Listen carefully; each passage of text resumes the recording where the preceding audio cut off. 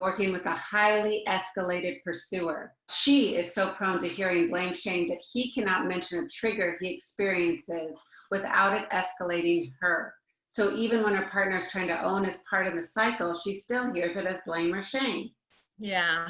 Wow. Okay. So the first place my brain goes is one of the refinements when we do our trauma training. Is one of our refinements for trauma is we don't highlight the partner's impact on their partner because it's so raw. Like I would actually ask this couple in my stage 1 sessions to not talk about why they're feeling like a failure.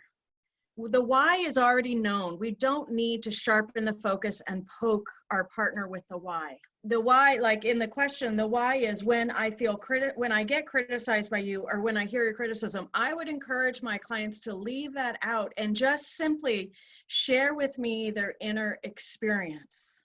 So with trauma survivors, we don't highlight, for example, her impact on him.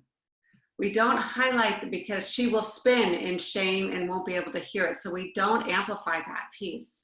Because in that moment, when we highlight that piece, if we do or when we do, what happens for her is her need to protect herself comes back online. The truth is, we don't know exactly why we all feel what we feel. Our partner said something this morning that triggered it, but the fact that I go to failure and inadequate and not enough has to do with my view of self and my lifespan and my developmental trajectory. And it's only coming alive in the present moment, right?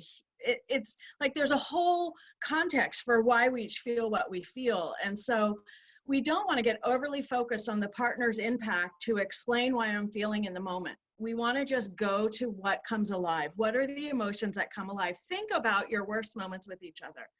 And on the inside, what's happening? What starts moving? What sensations do you have? What are they connected to? What do you say to yourself? You know, the elements of emotion. Then how do you do the cycle work without talking about the thing that lands on the partner? Do you eventually get to that after you create safety, or what are your thoughts? So you do the cycle work, but you just generalize it and the two of you get caught. You love each other dearly, but you don't know how to connect when these issues come alive between you. And each of you ends up in your coping strategy, and one of you copes by turning up the heat and the other one copes by turning down the heat. So you start again to create safety, to start safely having the conversation.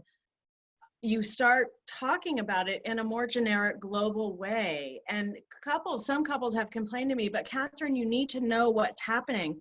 And in some cases, that's where the individual sessions or a second round of individual sessions can be so helpful, because you want to make sure there isn't violence or contraindication brewing or happening. But I just find myself having to be creative, and I literally say out loud to my clients in these moments where I have to shift my thinking, I really don't want to talk about the why, because the why, I've never had someone ask or talk about the why without the person who's doing the why get defensive. Why makes defensiveness. So when I describe the why, how can the person who's doing that behavior not feel protective and need to protect themselves or get defensive?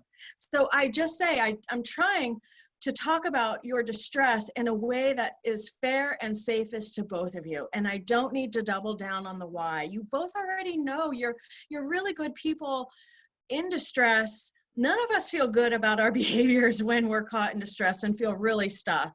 And I feel the same way about my behaviors.